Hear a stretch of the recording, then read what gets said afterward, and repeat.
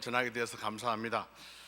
우리 옆에 있는 분들하고 인사하시겠습니다. 제 옆에 앉아주셔서 감사합니다 하고 인사해 주시면 좋겠습니다.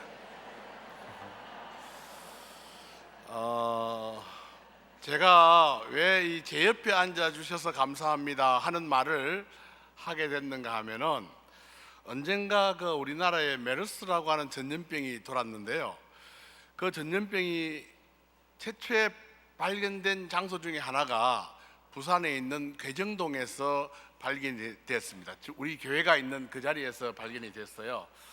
그래가지고는 그 지역에 있는 분들은 웬만하면 335 모이는 거 안 하고 그렇게 했는데, 그래도 교회는 오면 다 같이 모이지 않습니까?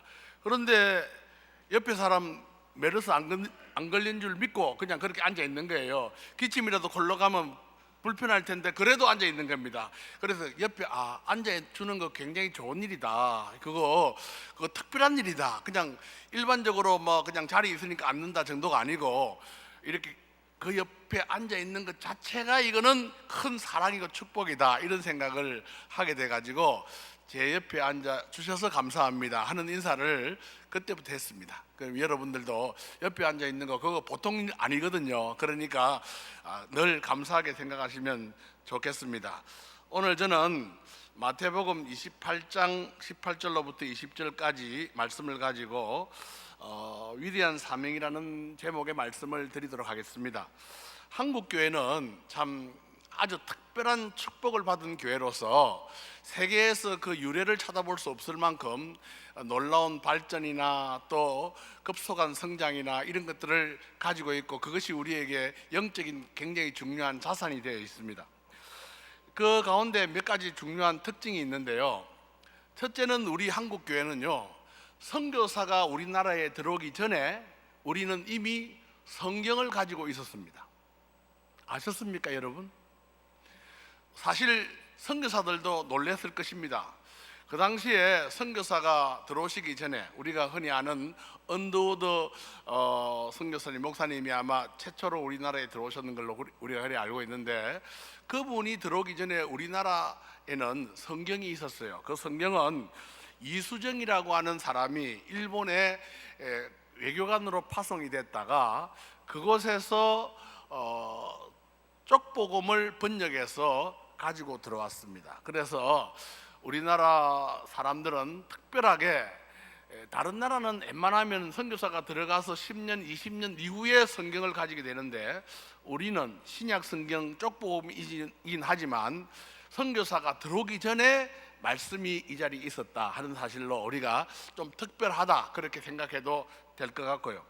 또 두 번째는, 우리나라는 1907년에 동로회가 조직이 됐는데, 그때 7사람에게 안수를 줬어요. 목사 안수를 줬는데, 그 7사람 목사 안수 받은 사람들 가운데 4명이 그야말로 선교사로 떠났습니다. 한 사람은 이기풍 목사님은 제주도로 갔고, 한석진 목사님은 일본으로 갔고, 최간월 목사님은 러시아 시베리아로 갔고, 이렇게 벌써 목사 7명 겨우 첫 번째 목사가 나왔을 때 마치 첫 열매처럼 그 사람들이 외국에 가서 선교를 하게 됐다는 거고, 그리고 1912년에 우리가 처음으로 총회를 이렇게 설립을 했습니다.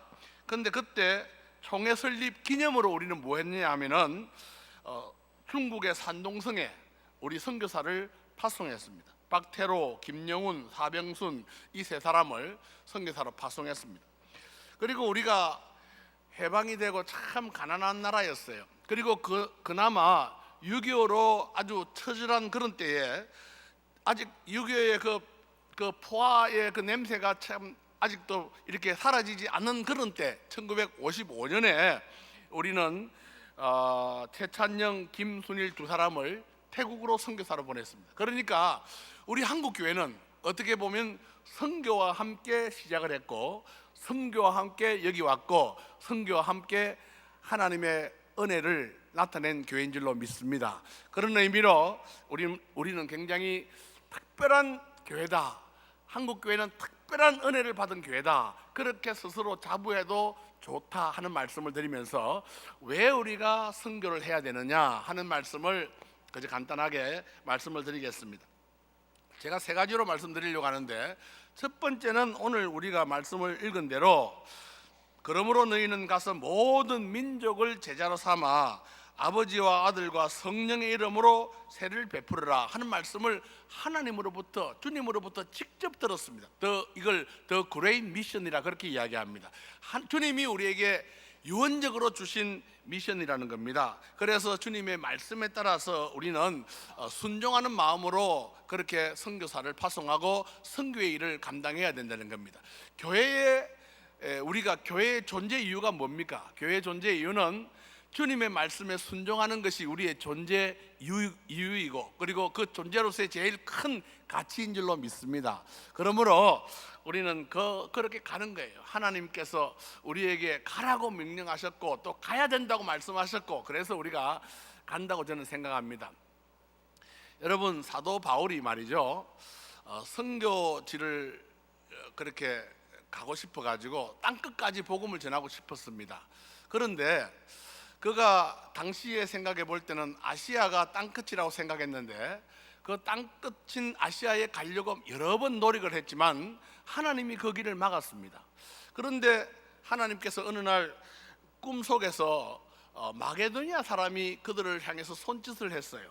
그 손짓을 사도 바울은 하나님의 부르심으로 인정을 했다. 그렇게 해서 마게도니아로 갔고, 오늘날 그리스나 그 지역을 전도하기 시작했고, 그렇게 해서 유럽 전도가 시작이 됐다고 그렇게 말할 수가 있을 겁니다. 저는 생각할 때 하나님이 지금도 우리 민족을 향해서 손짓을 한다고 저는 그렇게 생각하고 있습니다. 왜 그렇게 생각을 하느냐 하면은, 여러분, 우리 요즘 지금 좀 우리나라가 형편이 어렵습니다만은 그래도 세계가 우리를 주목하고 있습니다. 여러 가지 면에서 주목하는데, 특별히 한류라고 하는 이름으로 세계가 우리나라를 주목하고 있고요. 참 세계의 많은 사람들이 우리나라 드라마 혹은 가수들의 그런 것들을 본다고 합니다. 뭐죠? 지금 요즘 세계에서 제일 유명한 가수 이름 뭐예요? 방탄입니까? 방패입니까? 뭐죠? 방탄. 예. 전 자꾸 방패라고 지금 생각을 하고 있는. 방탄이 여러분, 물론 굉장히 노래를 잘 부르고 춤도 잘 추고 그러니까 세상 사람들이 다 좋아한다, 좀 특별하다, 이렇게 생각을 할 수 있을 건데, 여러분들이 볼 때도 그렇게 특별합니까? 아마 여러분 중에서 나도 열심히 노력하면 저 정도 할 수 있겠다 하는 사람 없습니까? 우리 고등부 학생들이요, 어제 토요일 날 우리 교회 고등부 선생님이 결혼을 했어요. 그래서 특송을 하는데, 제가 볼 때는 다 방탄입니까? 방패입니까? 방탄 같아요. 다. 그렇게 춤을 잘 추더라고. 고등부 아이들이 그렇게 춤을 잘 춰요. 그러니까 제가 보는 눈으로는 우리 고등학교 학생이나 거기 가수들이나 하는 게 그렇게 별반 차이가 안 나는 것 같더라고. 그런데 그 사람들을 왜 세계 사람들이, 수억의 사람들이 그렇게 보면서 열광하고 좋아하는지, 그 사람들뿐만 아니라 그냥 동방신기다, 소녀시대다, 이런 것들 있잖아요. 그런 사람들도 막 그 파리에 가가지고 그냥 이렇게 노래를 부르는데 말이죠, 그 노란머리 아이들이 막 그냥 오빠라고 부르면서, 언제 저거들이 그 아이를 오빠라고 부르는지 모르겠어요. 그렇게 오빠라 부르고 막 그냥 그렇게 좋아하는지 모르겠습니다. 여러분, 이게 왜 이런 일이 있다고 생각을 하십니까? 우리가 진짜 훌륭하고 똑똑하고 그 사람들이 보기에 너무너무 훌륭하고 잘하니까 그렇게 아이들이 우리를 그렇게 칭송하고 좋아하는 것 같다고 생각이 드십니까? 저는 그걸 보면서 저건 하나님의 부르심의 손짓이다, 이렇게 저는 생각을 했습니다. 하나님이 이 나라를 사용하셔서 마지막 때에 하나님의 나라로 선택된 나라가 이런 복을 받고 이런 은혜를 받는다 하는 걸 보여주기 위해서 하나님이 그렇게 한류를 사용하고 있다, 저는 그렇게 생각을 하고 있습니다. 우리나라가 그렇게 대단한 나라가 아니지 않습니까? 그런데 하나님이 우리나라를 높이시니까 세상 사람들이 우리나라를 향해서 손짓을 하고 있는데, 여러분, 선교사 세계도 똑같습니다. 선교사 세계도 요즘 세계에서는요, 제3세대나 이런 데서는요, 미국 선교사나 서양 선교사 오는 거 그렇게 썩 좋아하지 않습니다. 그런데 한국 선교사를 많이 보내달라 그래요. 10만 명까지 보내달라 그렇게 말하는 선교 단체들이 있습니다. 우리나라 선교사를 10만 명, 우리나라 선교사가 필요하다는 거예요.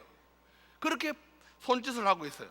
그러니까 이건 하나님의 우리를 향한 부르심이라고 저는 그렇게 믿고 있습니다.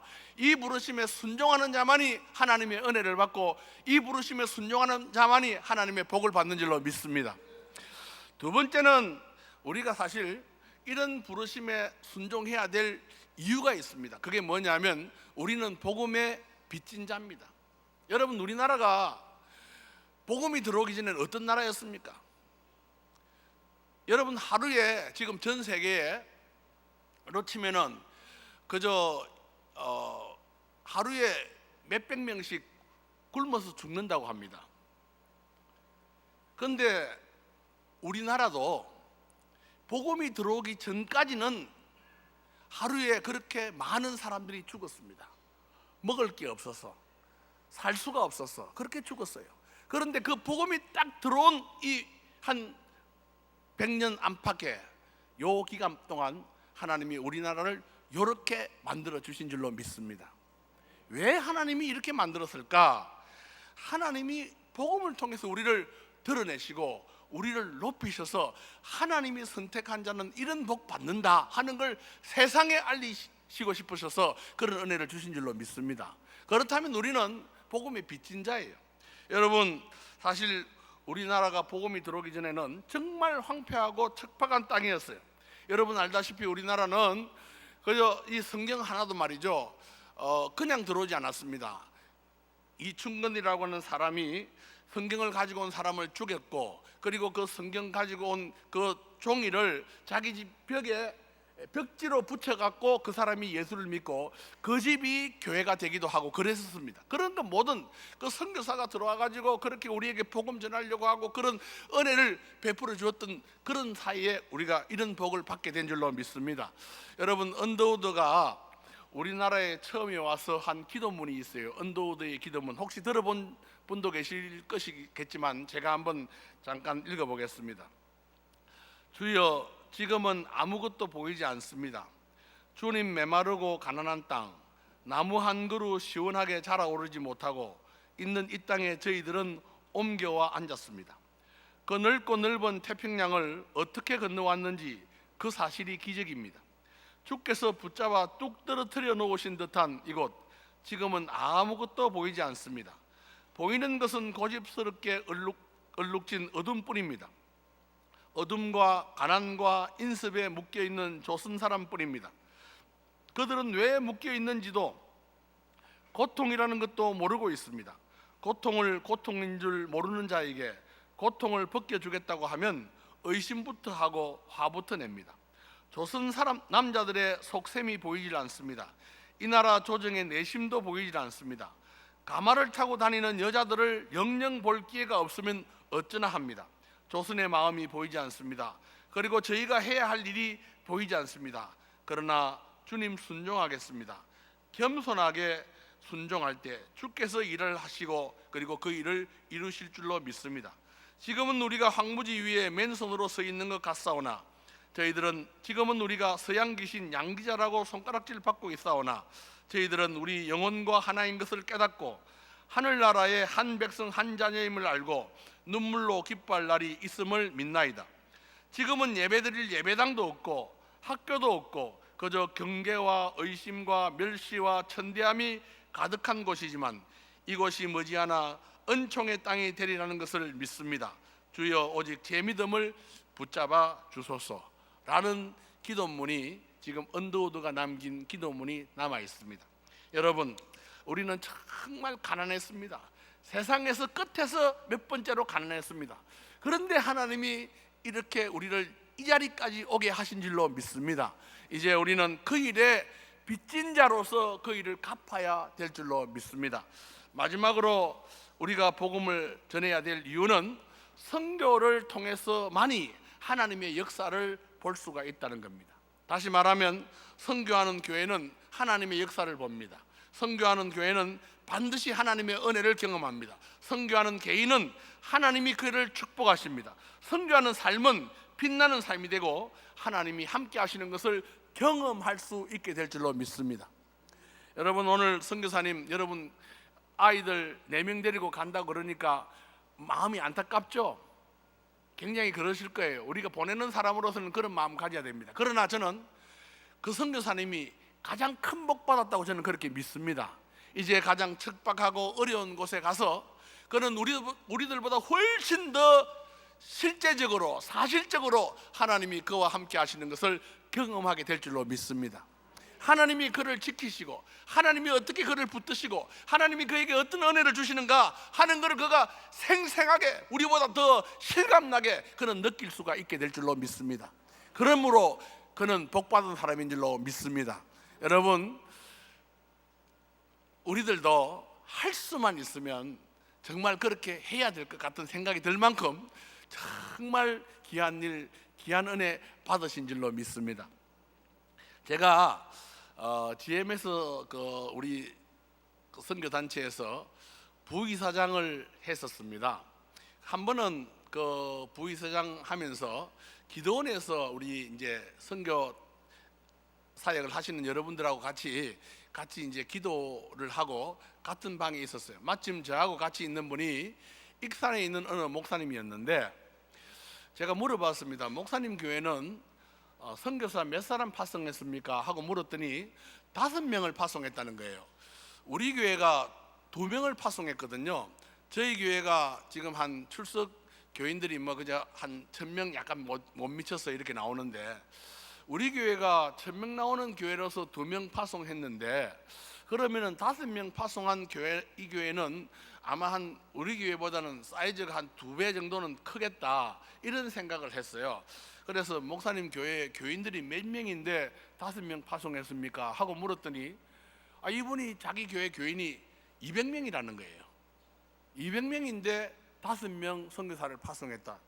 어떻게 그렇게 많이 파송을 했습니까? 했더니 자기들의 그 목표는 한 가정에 한 사람씩 파송하는 것이 목표라는 겁니다. 그래서 그렇게 파송을 했는데 하나님이 우리 교회 때문에 우리 지역을 복을 주셨어요. 이렇게 이야기해요. 그래서 왜 그렇습니까? 했더니 그 당시에 구제역 때문에 굉장히 어려움이 많았을 때거든요.